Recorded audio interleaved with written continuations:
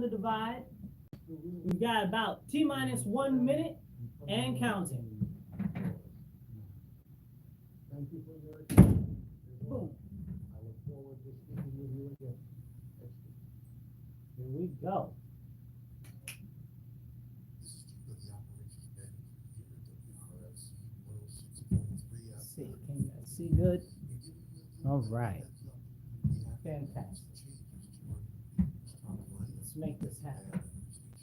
For several years now, since we've been on the air, we're going to be moving some shows. 30 seconds. We're going to be moving some shows. They're going to be going away completely. So we're going to be revamping things. We're going to be adding more music to our morning lineup shows. Music to our lineup too as well. So you're going to want to stick around and see all the great changes that are coming up here in the year 2024 in WRFZ. And we do wish everybody out there listening a happy 2024. Happy New Year, everybody, from WRFZ 106.3FM. 30 seconds. The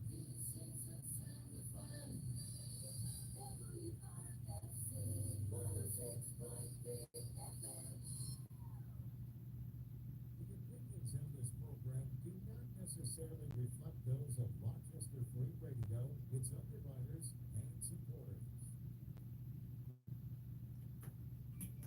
All right. Welcome, you guys. You're listening to The Divide on WRFZ 106.3 Rochester Free Radio. And you're listening to The Divide with Marcus C. Williams. I am here. We are in the house, and we're about to talk about a whole bunch of great, good stuff. I mean, I guess that depends on what you consider to be great and what you consider to be good, right? Because there's so much stuff that's going on in our nation and our country right now that we need to talk about that's very, very important, that continues to be, well, I mean, I guess what would you call it?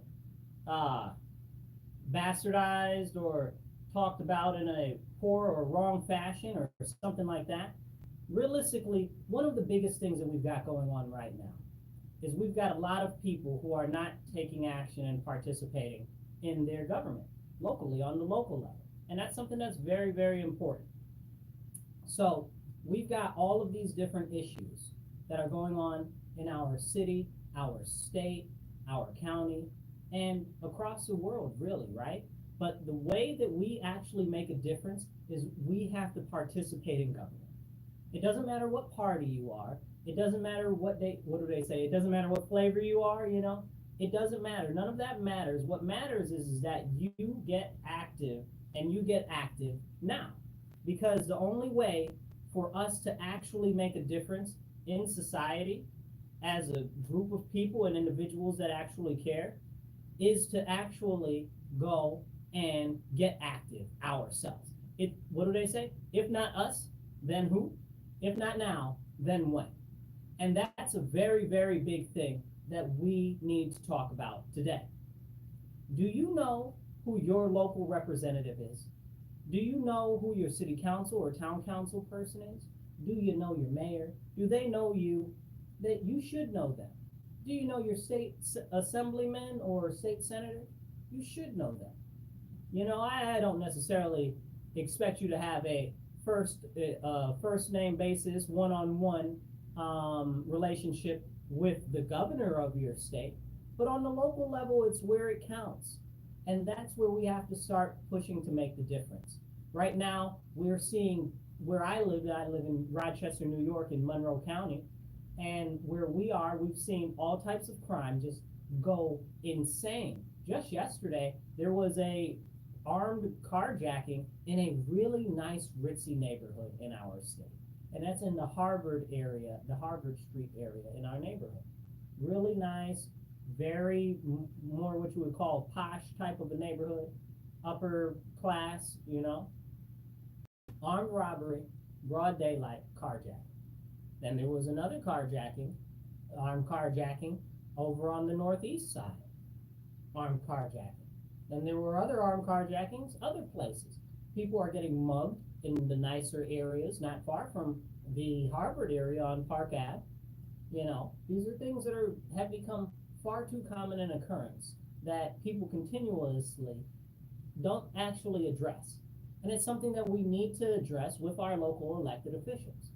But the first thing in order to do that we must understand is we must understand what each position actually does. Now, I'm not going to go into that in detail today because I want to talk about some other stuff, but I do want to encourage you to go find out who is in charge of what and what their position actually entails. Because you've got city council or town council, the mayor, you got the state assembly, the county ledge, and stuff like that. And a lot of people go out and they complain to the wrong people about the wrong stuff. And then we see that nothing ever gets done, so people get fed up and then they decide that they don't want to vote. But you've got to vote. You've got to vote. Well, you don't got to vote, right? And I guess technically not voting is kind of voting, but you should be registered to vote. Otherwise, you're not doing anybody any service, and you're not even expressing your right not to vote by not voting because you're not even registered to vote. Make sure you go register to vote. But if you're in the Rochester area and you want to be a a election inspector, they are looking for people to be election inspectors, especially Republicans and conservatives, because they just don't have enough people that are willing to do that anymore. Because a lot of people that used to do it have either moved out of the state or they're getting older and stuff like that, or people just don't want to do it, they've fallen off. So definitely reach out to the Monroe County Board of Elections if you live in Monroe County or the city of Rochester, where I live. If you live in another county, reach out to your local county board of elections and wherever you are in the country, you know. So let's talk about some of the crazy things. We just came off of having the Super Bowl, right? The Super Bowl was last night, and in the house was Taylor Swift with her boyfriend Travis Kelce, or whatever his name is. I just want to let you guys know I do not watch football like that, and I do not listen to Taylor Swift. Okay, she just doesn't write songs that I like. Like, her songs are the lyrics. If you listen to the lyrics, you're like, no. However, I do like Lana Del Rey. She is really cool, even though all of her songs are like really sad and depressing. Anyway, but they sound good, right? So Taylor Swift was out there, and everybody was distracted a lot by what she had going on. And then you had Ice Spice in the booth with her. If you guys aren't familiar with her, I think she's some sort of a rapper, if that's what you can call what she does. I mean, I don't even know. It's a lot of salacious whoremongering activity that Ice Spice does. Okay, so it's bad. So, and she's up there throwing up satanic and demonic symbols right there with Taylor Swift, and the cameras all on them and everything. And this is just going to show how Satanism and Luciferianism and all of this ridiculous, horrible, negative stuff pushing our country in a very bad direction is starting to be more normalized, like it's okay. And people are supposed to just go for this type of stuff and these types of activities, which are not okay at all. And we really need to understand what's going on in our society and how it's impacting us on a individual basis. We see we're talking about crime. We see the continued erosion of morals and values in our society. And that's a very serious thing. But you have to ask yourself, where do these morals and values come from that we base our stuff off of? And most of those things actually come from, well, religion. Largely in America, if you're in America, that comes from Christianity. Our nation was founded on Christian principles. That's a very, very serious thing that's very intrinsically linked to our nation, and it's indisputable. But people like to try to say, oh, well, we should separate church and state. Well, that's a lie. There's no thing anywhere that actually says that. And then the thing that they try to quote to try to say that, oh, well, this says that, it doesn't. And it's not even an actual bill or a document or anything like that. It actually comes from the idea from a letter. But we're not going to jump into that too deep. I just want to talk about the religious morals and values portion that is lacking. Because if you don't get those morals and values from religion, where do you get them from? Are they cultural and community values? Where do they come from so that you can actually say, hey, these are what the morals and values are that I have. Here's what we've got going on. Here's what I believe, and here are my principles. Well, then you get that stuff comes from things like the educational system. Now, I don't know about you, but I don't have very much faith in the educational system that we have currently. It's really trash terrible. It is really, really bad. And that's not me being mean, that's me being nice and generous. Like I said, I live in Rochester, New York, in Monroe County, in the highest funded school district in the nation, but the lowest proficiency grades in the country. Well, excuse me. We're the second to highest as far as we pay per capita per student, but we're also the second to lowest on the level of proficiency. They just push people through and through and through and through. And then when they get out into society, because they don't have the skills to be a productive member of society, because they can't read, they're not able to write, and they're not able to do any basic math, then what do you think they do? They go and they turn to a life of crime. But because they don't have any basis of morals and values, then they don't know anything else but, oh, it's okay. It's okay. You know, and people will say, well, crime is because people are impoverished and stuff like that. But you look at many other nations across the world that have much higher poverty rates and much more severe poverty. But they don't remotely have the crime rates that you see in blue urbanized areas. Now you'll say, well, Marcus, why do you say blue urbanized areas? Because specifically, if you look at the number of the most criminal activity as far as violent crimes and stuff like that and personal property crimes, those are all happening in blue cities. And that's something that's worth talking about. I had somebody else the other day say, well, it's bad in Texas too, or it's bad in, where'd they say, Georgia too. Yeah, see, but those are only in blue cities, in Democrat-run cities in those areas. The rest of the countries are, the rest of the states are relatively safe comparatively, or I should say less crime. And that's something that we need to understand, because that goes back to policies. This goes back to you understanding who's working for you, allegedly, and what they're supposed to do and what policies they're implementing.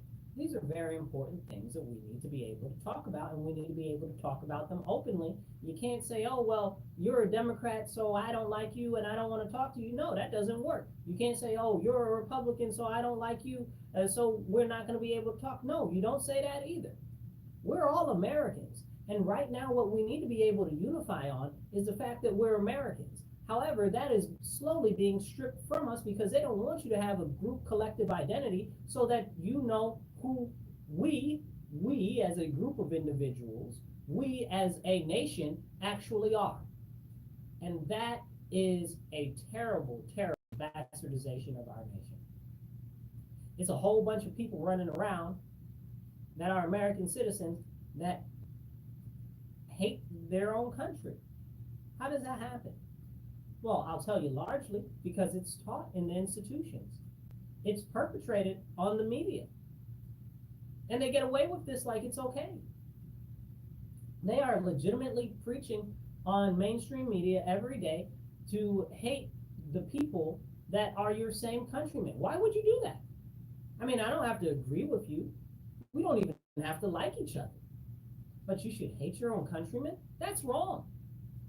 Then we get people like Kathy, and she gets on the, excuse my language, the High Priestess, Governor Kathy of New York State, gets on the TV and says that she's ordering the, and I laugh saying it because she has no such authority, but she's ordering the Department of Homeland Security to work to create a curriculum to make it so that they re-educate children about what it is that they're not supposed to, how can I say it?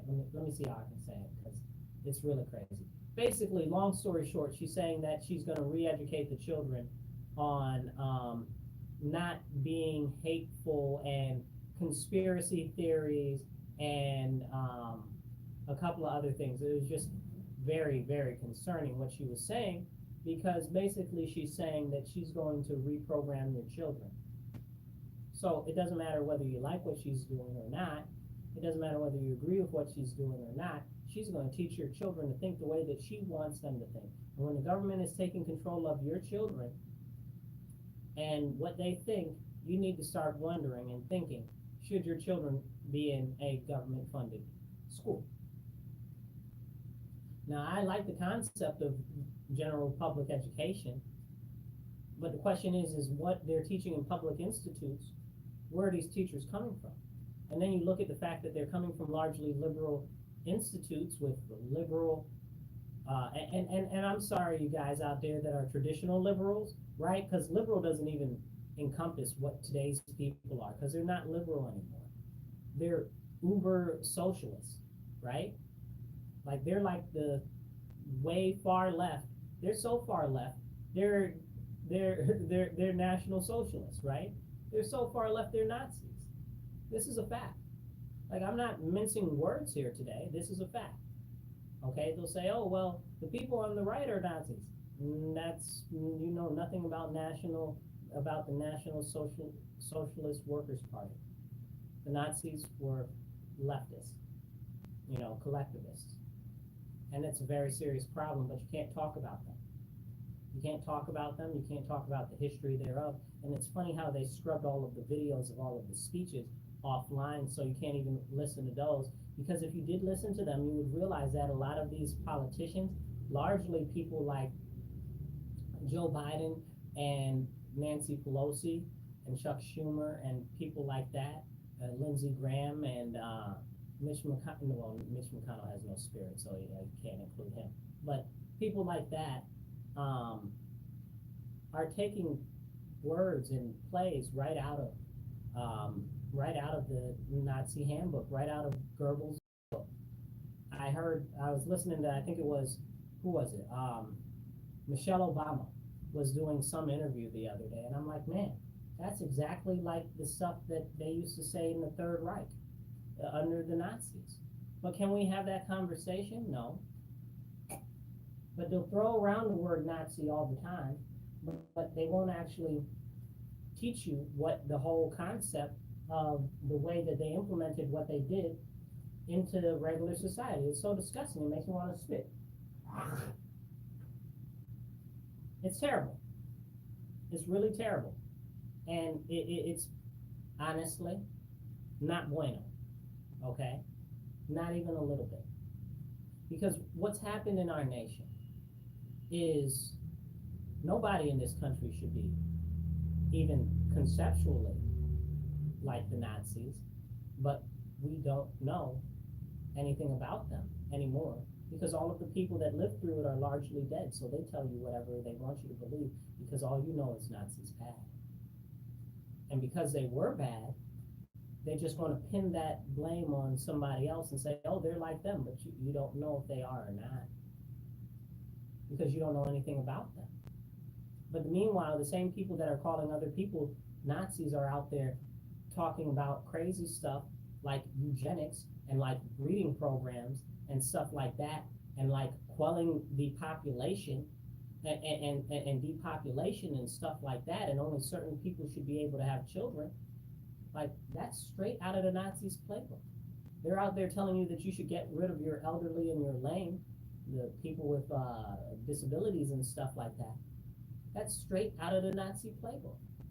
And you ask, who is pushing these policies? Unfortunately, largely, right now, they're coming from the Democrat Party. And people need to be aware of that. But people are so caught up on what they're told on the media and stuff right now that they're not able to think for themselves. Again, and this is because they're dividing your focus and they're taking you out of what you are, which is being an American, and they don't want you to think about being American. They don't want you to be American. They don't want you to be proud to be American. It's so sad. It's so sad. And it's to the disadvantage of the general populace in our nation. They've got you fighting against your same person that lives in your same neighborhood because they are a member of a different party. That sounds insane. We're all Americans. I don't have to agree with you. Okay? But you've got people on the news talking about, oh, and if you remember, right, Now, if we talked about the shots, where they were forcing people to be fired if they didn't get the shots or not, where they were making it so people couldn't come out in public without showing their ID, that's nothing but something straight out of the Nazi playbook. Like, can we talk about that? Like, that's dangerous. And now they're pushing for a social credit score, okay, which basically ties your finances, your regular credit score, and where you can actually operate in daily life to one specific identification, one specific identifiable number, so that you'll have that and you'll go through life with that. And if you jaywalk across the street, that'll be a demerit on your social credit score. This stuff is already happening in China. China's basically the archetype for what we're experiencing here. We need to be paying attention. But everybody's got us so distracted with Donald Trump or Joe Biden that we don't even see the crimes that are being committed against humanity right here in America to the American citizens. Okay? I don't have time for illegal aliens when you've got the American people that are suffering right here. When you've got laws that are being implemented to make it more difficult for you to be able to grow your own food on your own property at your own house. When you've got people in the media saying growing your own garden at your own house creates 4 times the amount of CO2. How is that possible? How is that even, what metrics or grading system are you even reading that on? That doesn't make any sense. Plants take carbon out of the environment. How are you possibly producing more carbon? That doesn't make any sense. That defies logic and reason. But we can't openly have these conversations because, again, it's being pushed out in that manner. They don't want you to be able to provide for yourself. Okay? They don't want you to be able to live separately from the government. They do want to increase your taxes. This is a very, very serious situation that we are starting to live through right now. And you wonder why I was talking about the demonic stuff that was going on at the Super Bowl. And if you've been paying attention the last couple of years, they've been doing some real demonic stuff. And it's not even like it's hidden. It's very out in the open now. That's a corruption of the morals and values, which are uniting factors in America's culture. They are slowly stripping our culture away, bit by bit, and more by more, faster and faster every single day. And it is a very, very serious thing, and people need to wake up. People need to wake up. It's that simple. But in order to wake up, you really got to understand that the people that are at the top of the pyramid in power, those people really do not care about you.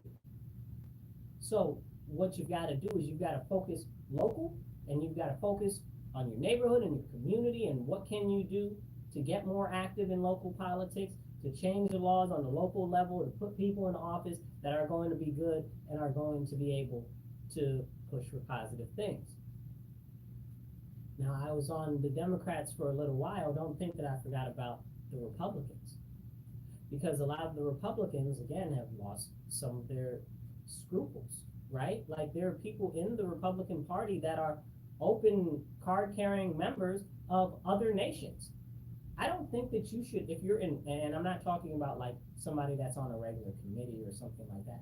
I'm talking about people that are in Congress and stuff like that, or are in state office and stuff like that. You shouldn't be able to have dual citizenship and then represent the American people, because you'll never just represent the interests of the American people.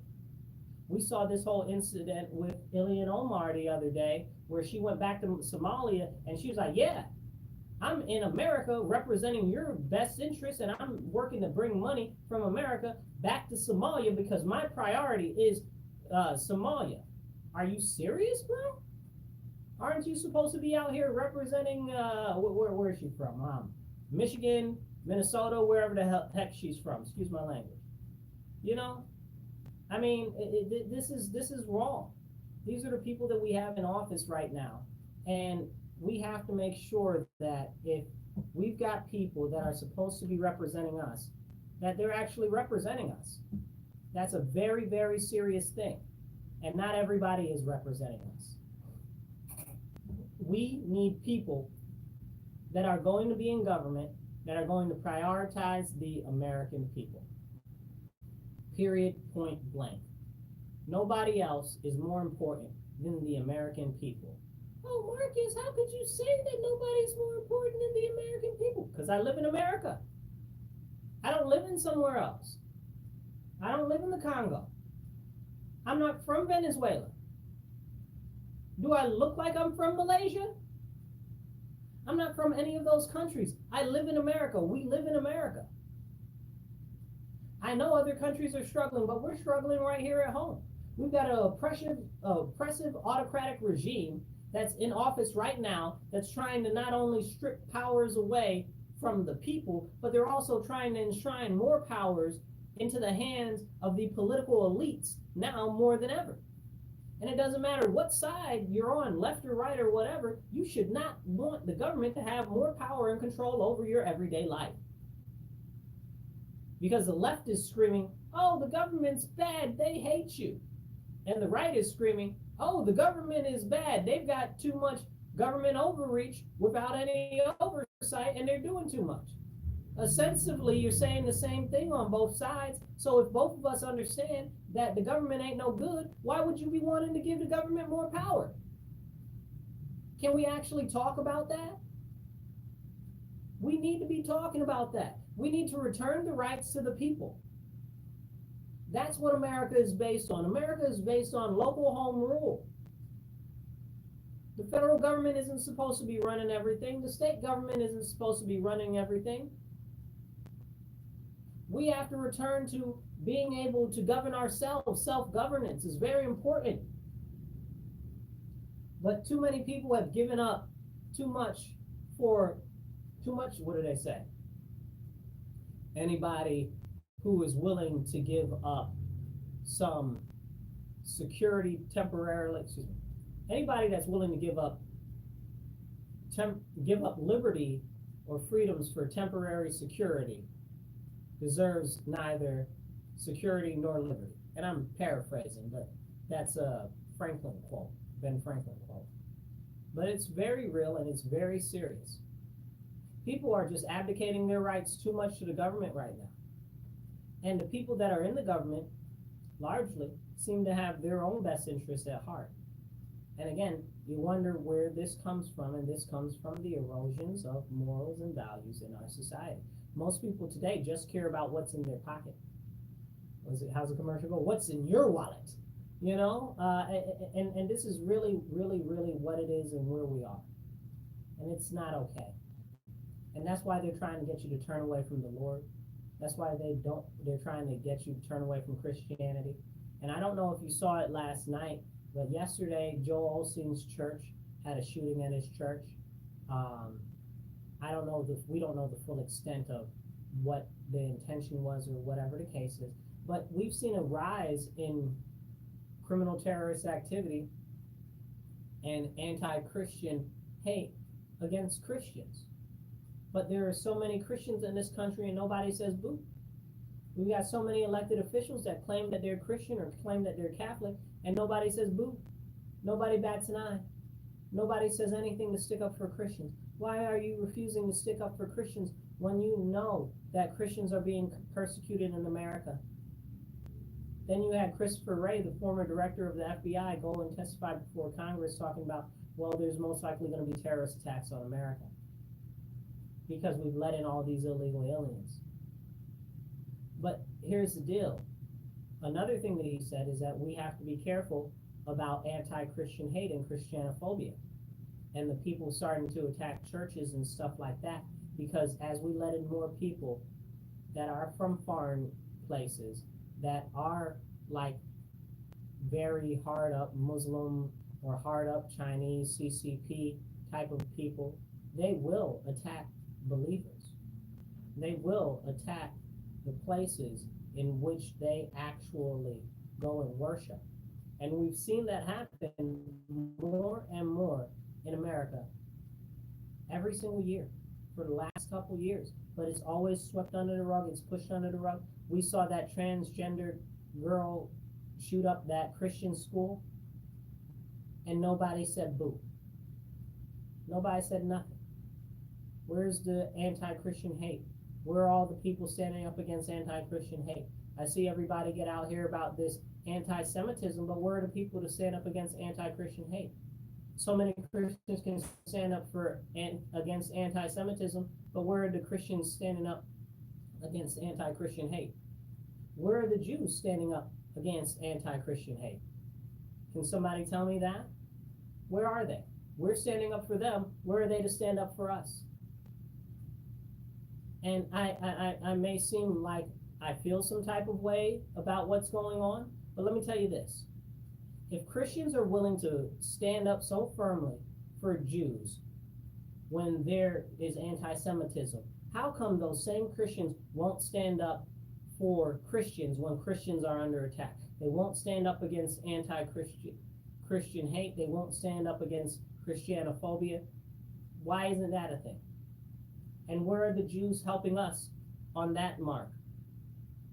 See, now, this is an important thing. I really applaud, it makes me want to spit. I really applaud the Jewish faith because they stick together hard. They stick together hard. And being that that's where Christianity comes from, we should be looking to them as an example of how to stick together. They stick together very hard. Where are we sticking together? Like that, like them. They're showing us the example of how to stick together. We should be taking that example. But we're not. You saw the ad for the what was it? He got us ad, or he gets us ad on the Super Bowl. Listen, let me tell you, that's 2 seconds from being let me make sure I choose my words. Hypocrisy, right? Like, hypocrisy is a word, but I really want to say heresy, right? It doesn't quite reach the level of apostasy or anything like that, but it's definitely borderline heresy, because it's definitely mocking Christianity. And everybody's like, oh, it's okay, it's okay. No, they're softening Christianity. They're trying to, we see all of these things, all of these fake churches that run around with these fake pastors preaching all of these things that go against the gospel, okay, that go against scripture. And they preach all of these things like it's normal, it's okay, and now it's being normalized every day in society. Like we talked about the media normalizing things that are not normal. It's not okay. And again, I'll state it again, this is the same playbook that we saw from the Nazis in Germany. It's the exact same playbook. Bastardizing religion. Bastardizing Christianity. Okay? And this is a serious, serious issue. And we need to have this conversation about it. But people don't want to have that conversation about it. Because that would be too much like right. That would be too much like serious. It might offend somebody. Somebody might have some feelings. Perish the thought that a human being has some feelings about something that are adverse. Oh my goodness. You know, I'll tell you this. I'll tell you this. One of the biggest things that we have that's facing us as an issue right now that we continue to neglect is the fact that as a Christian founded nation, a nation founded on Christian principles, we have gone so far away from the mark that it's ridiculous. Nobody would ever let them make a mockery of Muhammad or make a mockery of Islam like they make a mockery of Christianity. Nobody would let them make a mockery of Judaism like they make a mockery of Christianity. And Christians just sit idly by and let it happen. I don't understand it. I don't get it. We need to take a page out of the book from the Jewish people and unite and actually push back against the hate that's being projected against us. But, you know, hey, I mean,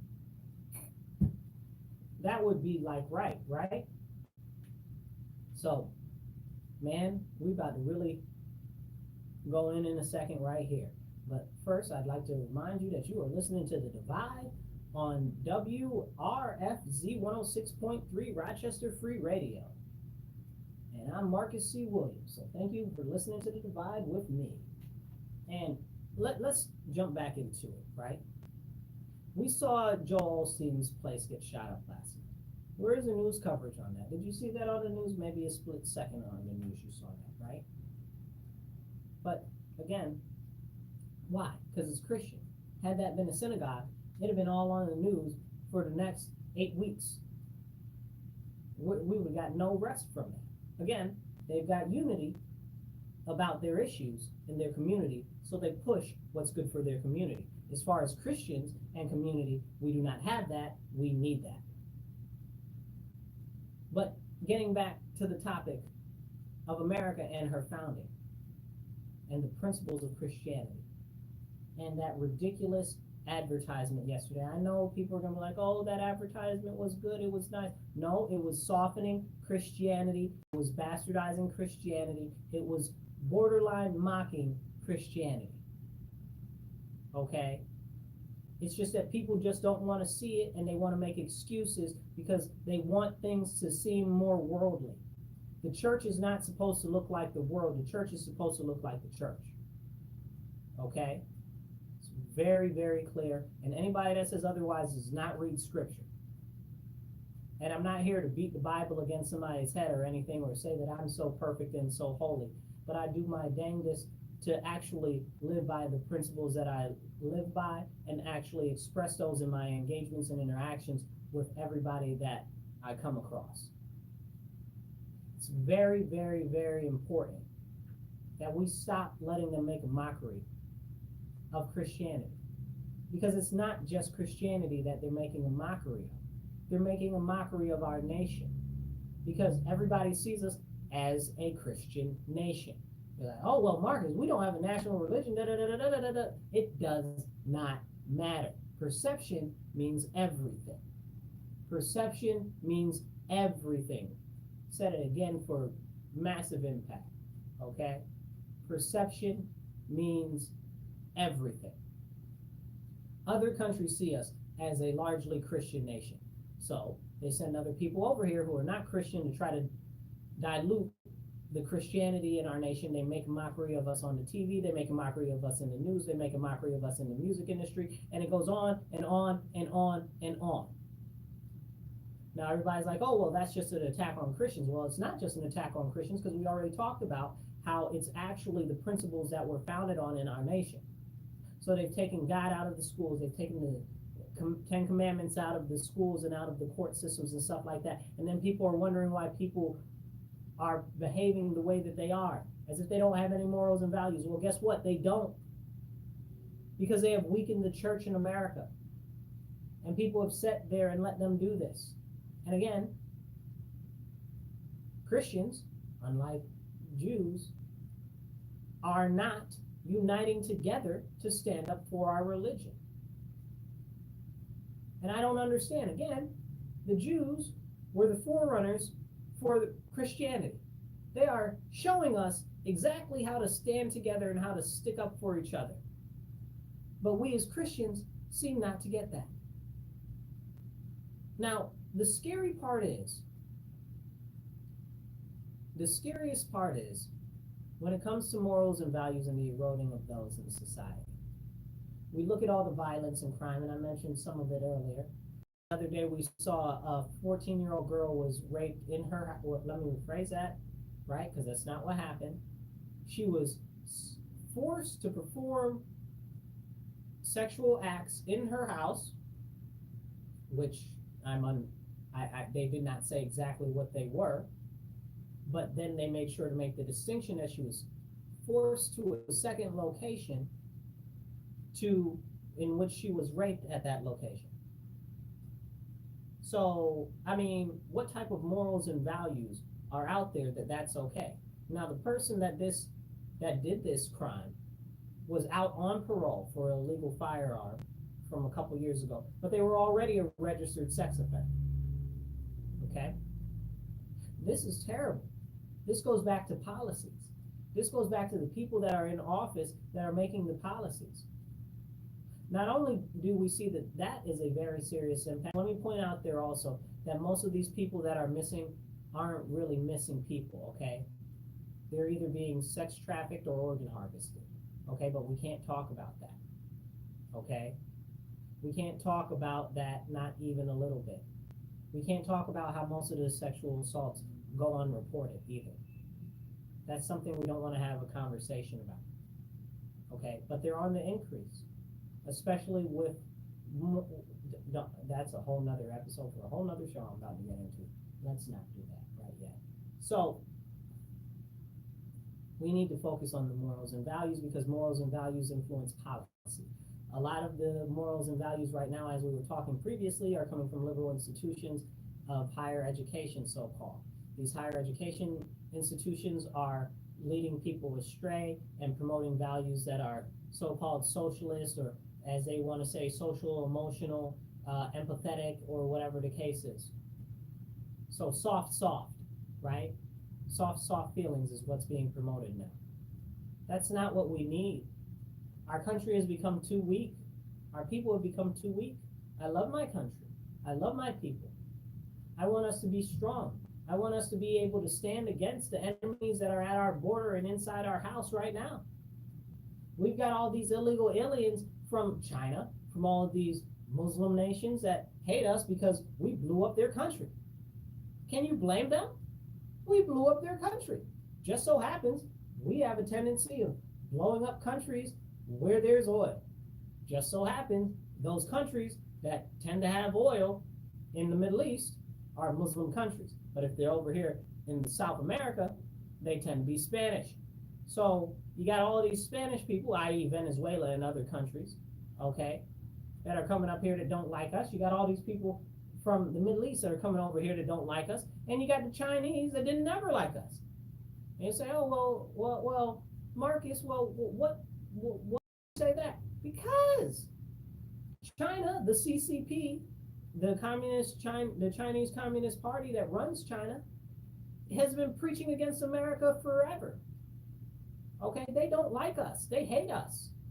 These other countries, the countries that we blew up, Iraq, Iran, Afghanistan, Syria, Libya, and a dozen other ones over there, they mad.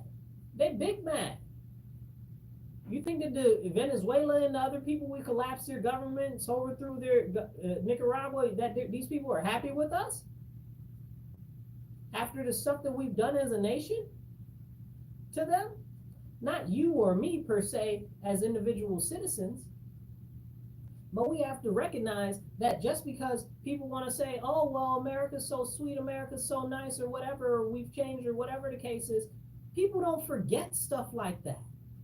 That stuff lasts generations upon generations. Those people didn't forget that. Look at what we did to Noriega. What's that, 1 generation ago? Didn't nobody forget that. Okay, look, how many governments we toppled in South America? Didn't nobody forget that. How many partnerships does China or Hezbollah have in Central and South America? Yeah, I said Hezbollah. Hezbollah's down there too. And these are the people that are encouraging these people to come through our southern border, which don't even get me started on that because we've also got the crisis at the northern border, right? Something like 200,000 people in the last year have come through the northern border that are illegal that we know about, which goes to the millions that have come through the southern border. But can we talk about these things? Largely also, if you guys are listening, those people that are coming through the northern border are coming through New York, New Hampshire, Vermont area. So they're coming here. They're right in our backyard. They're right here now. Then our governments decide that they want to pay to help house them and give them all types of free money and stuff like that. When people are out here complaining that SNAP isn't giving them enough benefits, when people are complaining that they need more housing resources and stuff like that, which really gets me to the point of the day, which is our monetary system, our monetary policy of continuing to say, oh, well, we need to increase inflation, right? We don't need inflation, we need deflation, okay? We need the value of our money to be worth more, not worth less. And they'll say, oh, well, inflation is good because it helps with trade and stuff like that. No, it doesn't. Who does it help? Not us. Because you go to the store right now, you go try to buy something, it's $1 billion. You go to McDonald's, you're spending $20 for one meal. It's outrageous. It's absolutely outrageous, and they play in your face. The Secretary of Treasury, Janet Yellen, okay, Jerome Powell of the Federal Reserve, they play in your face and they tell you that all of these things are okay. In the meantime, they're increasing your interest rates, your mortgage rates. Housing costs are going up, food costs are going up, which goes into the terrible food policy on the state and on the federal government level. And this is why it's important for you to know who's controlling what laws. The terrible food policy and what they're doing to our farmers in this country is absolutely atrocious. They're putting different, there's this one guy that I follow online. What's his name? I think it's the Shy Farmer Kid or whatever the case is. So I've been following him for some years because I like farming. I like to eat. Food is important to me. You know what I'm saying? So I've been following him for some years, and he's been talking about over the years of how he's had to change what he grows because of where the government is putting money and how much it costs to grow stuff because of the different regulations that they're putting in for the fertilizer and the treatments that can be used and the stuff that has to be done, but also what the government is subsidizing and what they're not subsidizing, or the prices that they're putting into control as far as artificially keeping prices down or artificially increasing prices.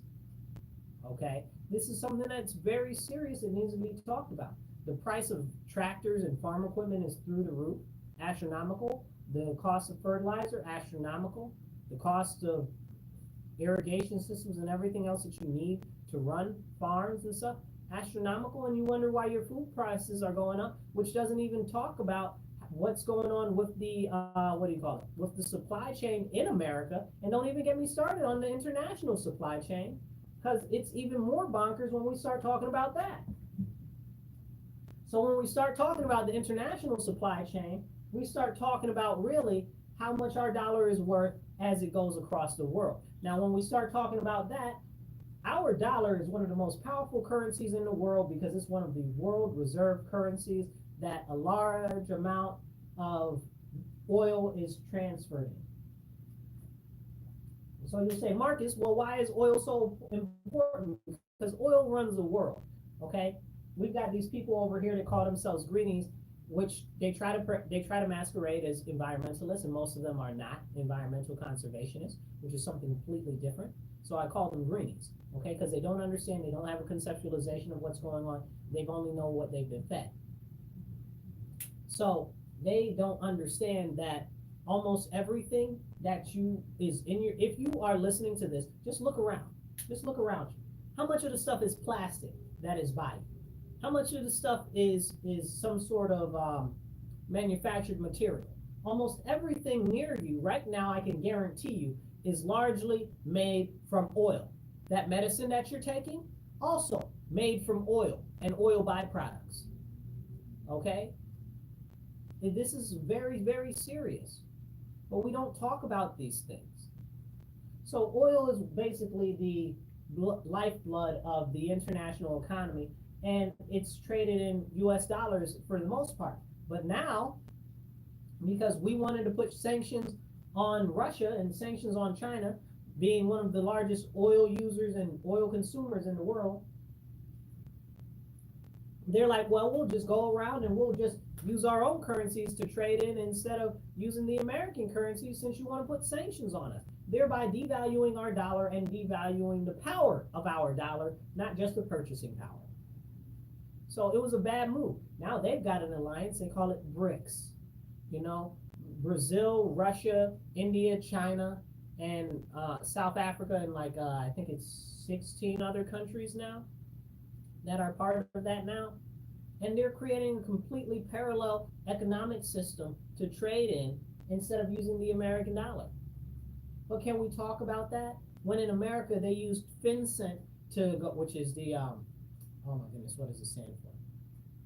Federal Investigation, Financial Investigation, I don't remember what it stands for. Go look it up. FinCEN.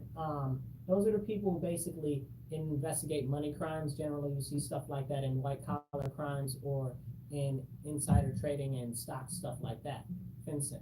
But they use that against the American people sending stuff out to different banks and stuff like that, saying, oh, well, you should mark up this word. If they are searching for Bibles, if they're searching for Christian stuff, if they're searching for stuff like this or that, you should mark them up and send their information to us so that we can keep a track and a log of what they're buying and purchasing.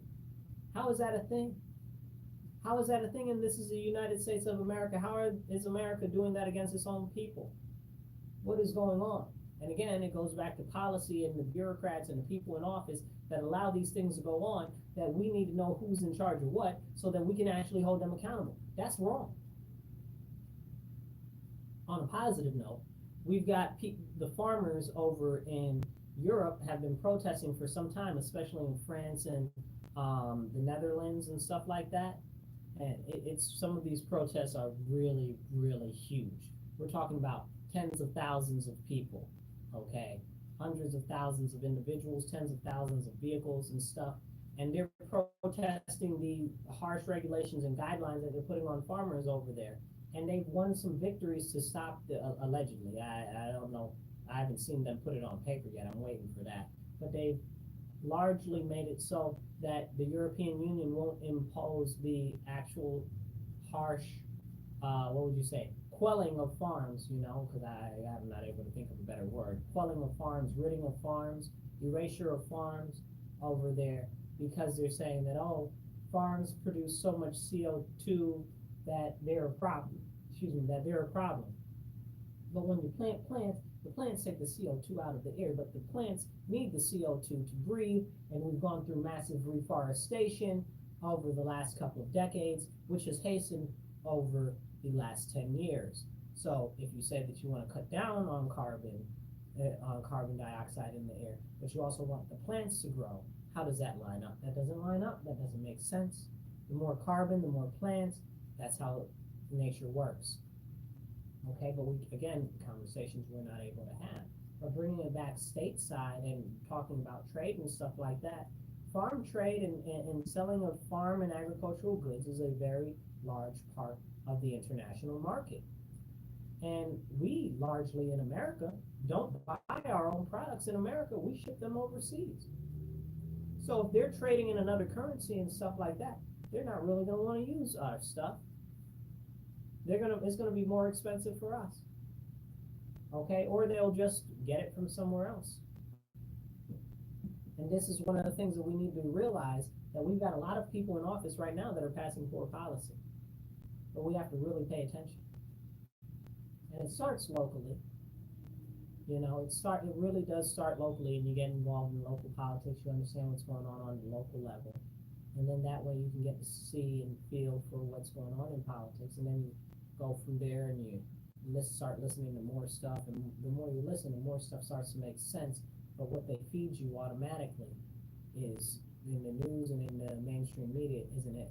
It's not the truth. It ain't nothing but a lie. Okay, and they're selling you a false dream. So let me tell you this. Back to the currency and the inflation and stuff like that.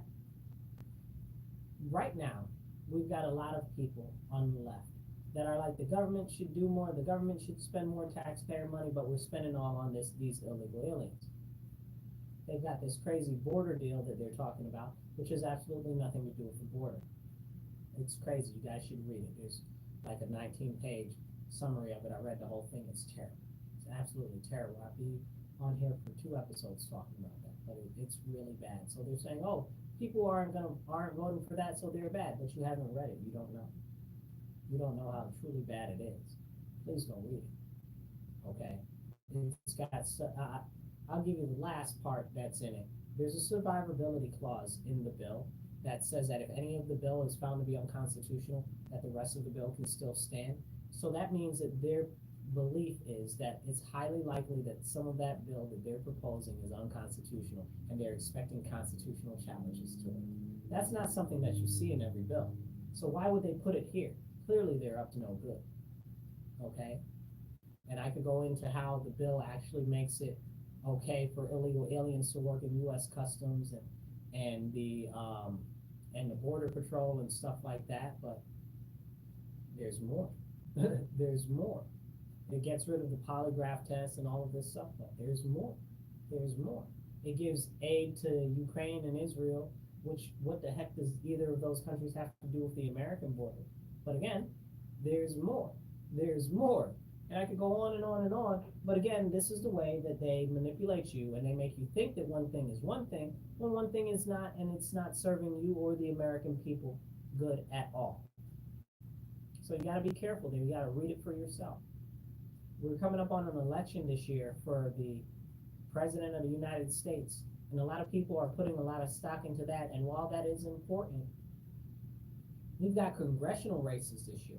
Those are the people in the House of Representatives that really write the bills and pass the budget, okay, on the federal government. We got state elections coming up, which are your local state elections that you need to be aware of. State Assembly, State Senate, and stuff like that. As a matter of fact, I, Marcus C. Williams, am running for State Assembly this year for New York State for 137th Assembly District, which covers the majority of the city and the whole town of Gates. So in the city, I cover everything south of Lexington all the way down, and on the north side, I'll be covering everything from East Main up to Norton.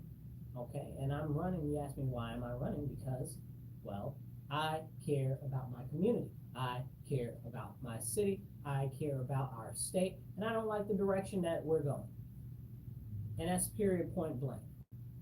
I don't like the direction that we're going. That's why I'm not just encouraging you guys to go get active and really start learning what's going on in the government. I'm actually doing it too, because it's so important that we practice our civic duty. We've got everything in our country is falling to the wayside. I mean, I got so much to say about it. I'm very passionate about it. We have to fight to preserve our nation. Like I said, our morals and values are being stripped away. Our currency is being devalued, so it's hard for you to purchase or buy anything. Soon you really will own nothing and they'll be happy. Won't be you that'll be happy, they'll be happy. And that's the biggest concern that I have. As everything starts to go to more and more subscription services, as everything starts to cost more and more, as people start to rent more and more versus owning their own houses, as people start to lease more and more instead of owning their own cars, this is a terrible direction that we are going, and we must turn and do an about face real quick as a nation, because it's very important that we get back to where we were, because where we are now and where we're going is not looking so positive. Drink water, you guys. But as I say that, I recognize and I understand that most people are so caught up in their day-to-day travails that they're not even able to think that far ahead. You know, a research thing came out recently. They said that 1 in 4 people don't. That's not right. It said 75% of people do not have $100 if they had an emergency. That's insane to me. They used to say the thing, it's 1 in 4 doesn't have $500, but now it's saying 75% don't have $100. That's insane. That's absolutely insane, and we have to understand that the direction that our country is going is not positive. We cannot look to the government to continue to provide additional aid and support and affordable housing and stuff like that. We have to get into the marketplace, and we have to start creating the actual benefit in our nation ourselves, because the government isn't good at doing too much of nothing but taking your money. Okay?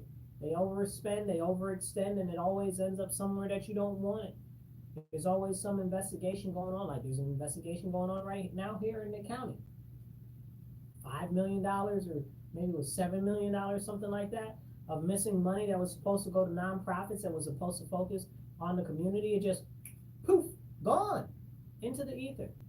Again, you gotta be aware of what's going on and who's in power and who's in charge, and who you need to hold accountable, and who you need to ask questions. And people, you got to ask questions. You got to ask more questions, so that way you know what's really going on.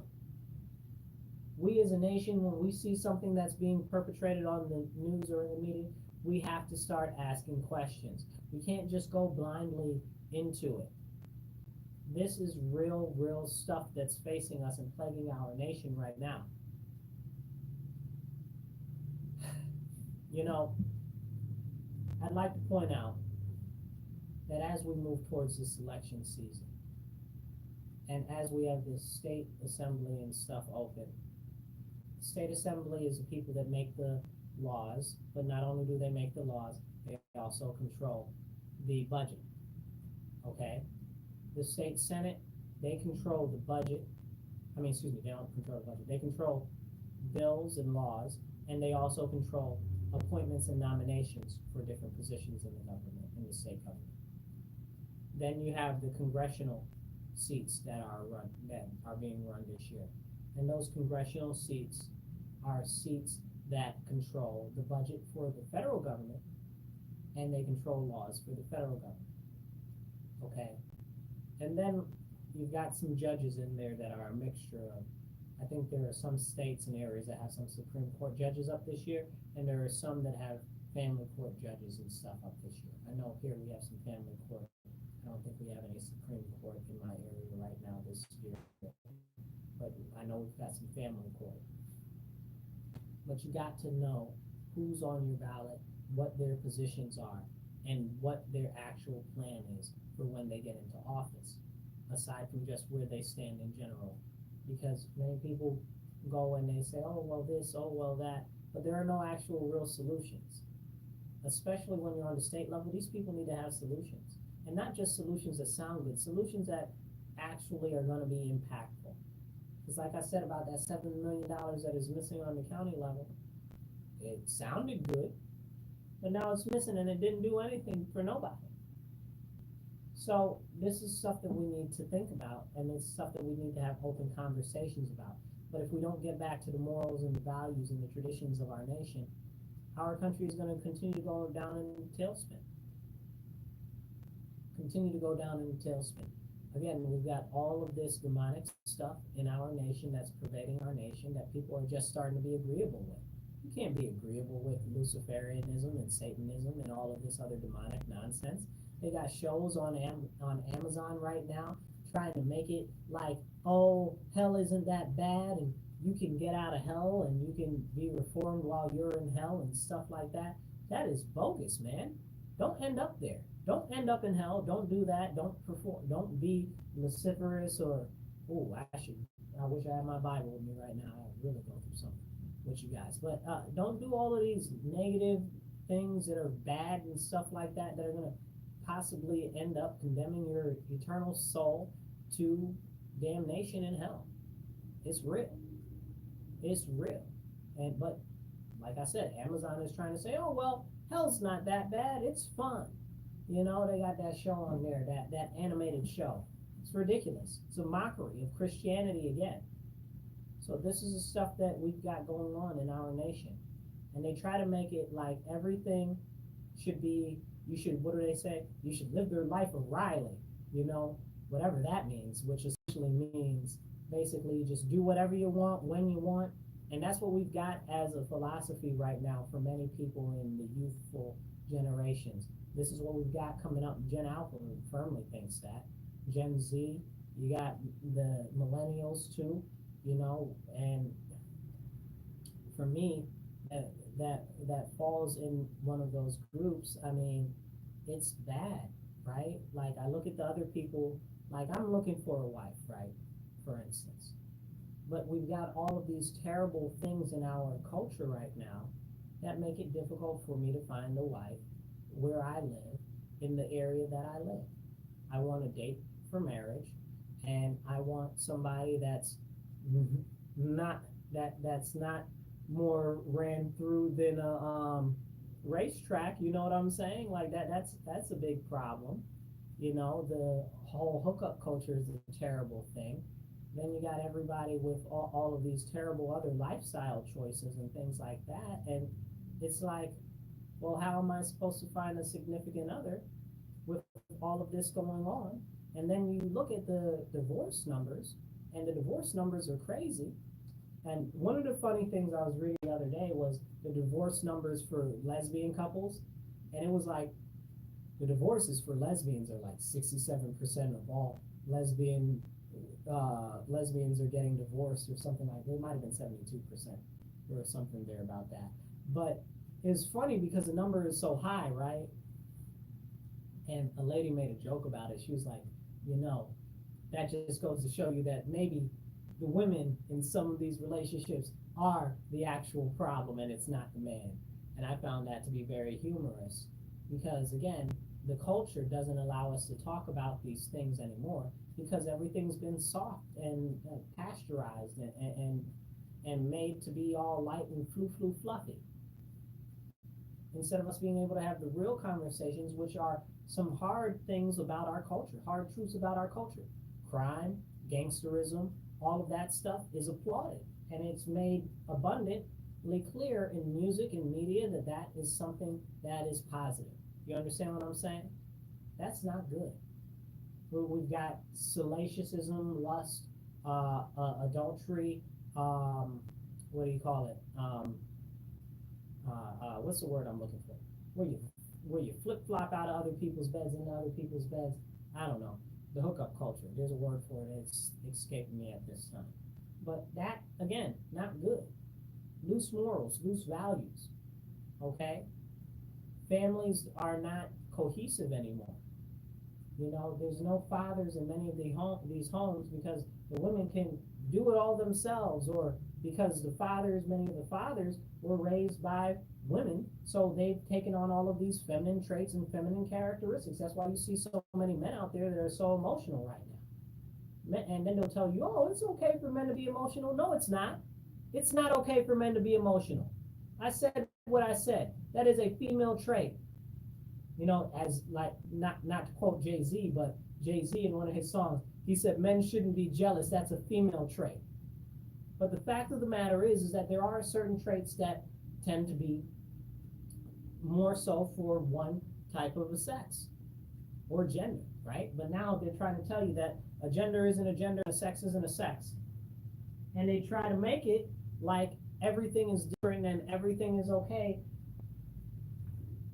but it's not, you know? And there's all types of chemicals that are making people's bodies change and stuff like that and affecting their hormone levels. So when you've got the outside impact of culture and you've got the internal impact of hormone issues, when you connect those together, that helps dissolve society. Because you don't have that basis of what is right and what is wrong, and the morals are not there at all. So everything's all washed together and made all pasteurized and nicey nice. And it's not. It's not good. You know, this is, you know, they'll say, oh, well, traditional gender roles and things like that are not good or whatever the case is, and a woman can do it just as much as a man can do it or whatever the case is, right? Well, men have the highest suicide rate. I mean, is that something that you want to be proud of? Men do the hardest, most dirtiest jobs and serious jobs and stuff like that. Is that what women want to do? No. We're not being real. We're not having real conversations. And that whole concept of a woman can do whatever a man can do and can do it better has really destroyed and broken up the home, right? Women are strong and they can do lots of stuff. They really can. And that's awesome. I love me some strong women. Don't get me twisted. I really do. But that's a whole separate conversation. I'm not talking about myself today. But I do love a strong woman. You know, I was raised around all strong women. But the fact of the matter is that daughters need their fathers, and boys need their fathers. It's very, very important. And the current culture that we have has pushed away from that. And that's not good at all. And we need to get back to that, because if we don't, then we've lost everything as a society. Society is going more and more and more in the wrong direction. But we don't want to talk about it because it might hurt somebody's feelings. Somebody might feel some type of way. It might insult somebody. Oh my goodness, perish the thought that somebody might be hurt by the reality of real things and not be told that everything is fantastic and everything is awesome. Perish the thought that somebody wouldn't pat you on the back and say, there, you too can be a bird even though you are a human girl? You explain these things to me. Our society has been so eroded and so corrupted that when we have real conversations, people don't even want to listen. They will break down, they will yell, and they will scream, and they won't be able to engage with you normally on a regular level-headed basis because they don't know how to communicate. And not only do they not know how to communicate, they don't know how to deal with a challenge to what they believe is true. Because largely, most people don't have anything to back up what they believe is true. And that is terrifying. They're not able to justify their own beliefs. I'm not saying that you got to be able to perfectly defend everything or anything like that, but you should be able to have a whole conversation without trying to scream somebody down or yell somebody down or get mad at them and flip their stuff over because you can't have a conversation with them about what something is that you believe in. It's, to me, it's very, very concerning, and this is the way that our nation is going. But we need to talk about this. We really very, very much so do. But if we continue to not talk about this, if we continue to let it go, we'll never be able to get to talk about the more serious thing, like how the government is bending us all over and is trying to take us all out. Government doesn't care about you. Government doesn't care about me. It doesn't care about your neighbors. It doesn't care about your enemies. The government cares about itself. The government is a tool of a means to an end, and that is for the government to make itself continue to survive eternally. And the people inside the government, largely, the people that are in power that you have seen have been there for decades, which is why we need term limits. But you see these people that have been there for decades, you think they care about you? Largely, most of them do not. Largely. And at the top of the pyramid where they really are, they all are related. They're all related. They all got the same bankers, the same cousins, go to the same schools and all of this. Okay, they're all socialites and they're in a club, they're part of a club and you ain't in it. That's why we, the people, have to come together and we have to set a more reasonable tone. They want us at each other's necks because of what you look like, what your skin color is, or what your religious belief is, or what your faith is, or because of who you sleep with, or whatever you do. And these are all serious conversations, right? Separately. But if it's dividing us so much that we're not able to talk about the fact that our government is destroying our nation and collapsing our society and forcing us to be at each other's throats, then we need to reassess exactly what our priorities are. This is the reason why they're stripping away American patriotism. This is the reason why they're flooding our country with illegal aliens, because they want to create a mercenary force that they can use against the American people, because they know that people that are in the military that are American citizens are less likely to fire on other American citizens. This is real, folks. This is a real thing. This is why they're trying to clear the way for many of them to be in law enforcement. Okay? This is real, folks. Okay?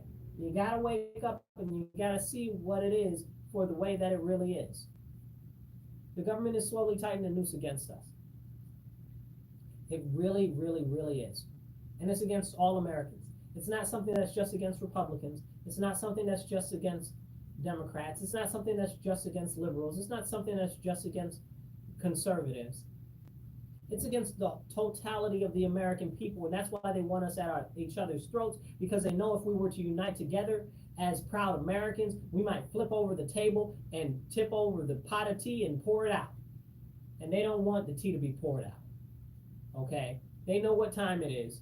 You gotta know what time it is. And you gotta see that it's up to you to be a better person, to be a better individual, to stand up and actually be able to have civil discourse with others that might not share the same points of view as you, but also care about our country.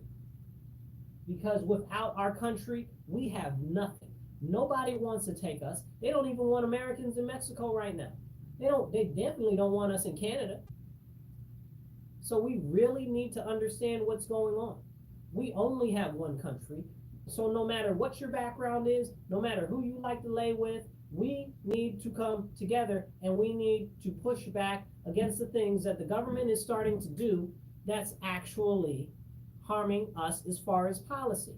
And that goes to you getting active on a local level, going to your city council meetings, listening to what's happening, going to your county ledge meetings, listening to what's happening, seeing what's going on, understanding what they do there, understanding what they can control and what they're not able to control. So that way, when you see that there is an issue going on in your neighborhood, in your community, or in the country, you know who you need to address when it comes to those issues.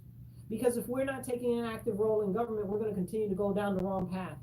We're going to continue to go backwards. We're going to continue to lose our nation.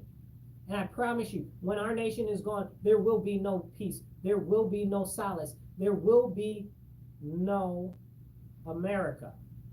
And when there is no America, I promise you this, and you can hear this from my mouth to your ears. If America is to fall, there will be nowhere safe for you unless you are up in the high level of the elites. So it's us, the people, the working class, the everyday man and woman, the people in poverty, everybody in the middle class that needs to come together, and we need to work together to get civically engaged and push for the changes in local policy that we want to see, but unite on a larger scale to work to change federal policy to prevent the government from overreaching where we are. And it's not just federal policy, it's also state policy that is an issue. The state government has too much power.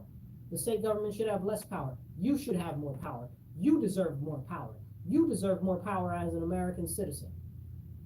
Not the state, not the federal government, you as the American citizen. It's crazy to me, and I'm gonna leave you with this. It's crazy to me that we've got these people out here that say that they care so much about the people in poverty and the working class and stuff like that, but you'll never once hear them say anything about actually getting rid of income tax.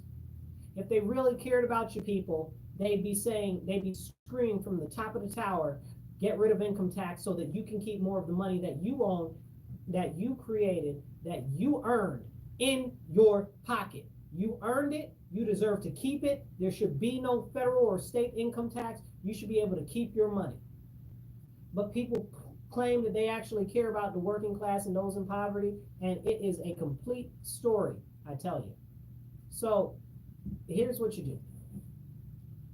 If you're not sure how you can get involved, okay, start learning. Look it up online. Go to your city council, go to your town council. Those are generally the local levels of government that are the smallest. Ask them questions. Get interested. And that's how you start to take action on that level. First, you have to learn, and then you can do.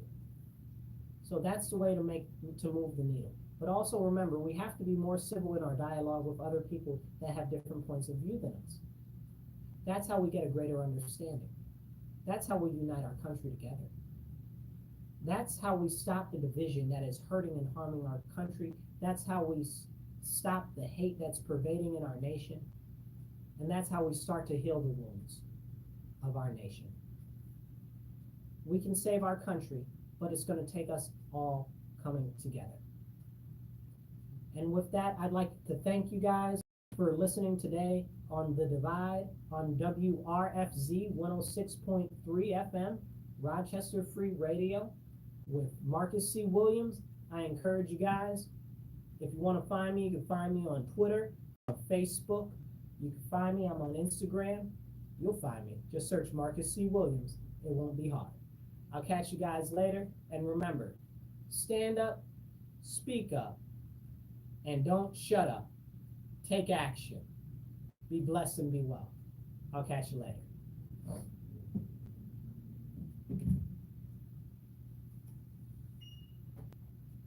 See you guys next Monday. Same time, same station. I'll catch you then.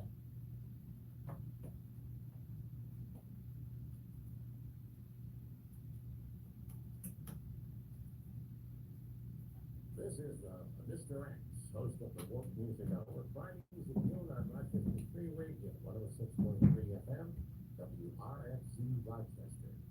The opinions of this program. Couple Joe Radio, who are we? former military broadcasters on a mission to inform and entertain our communities, veterans, and their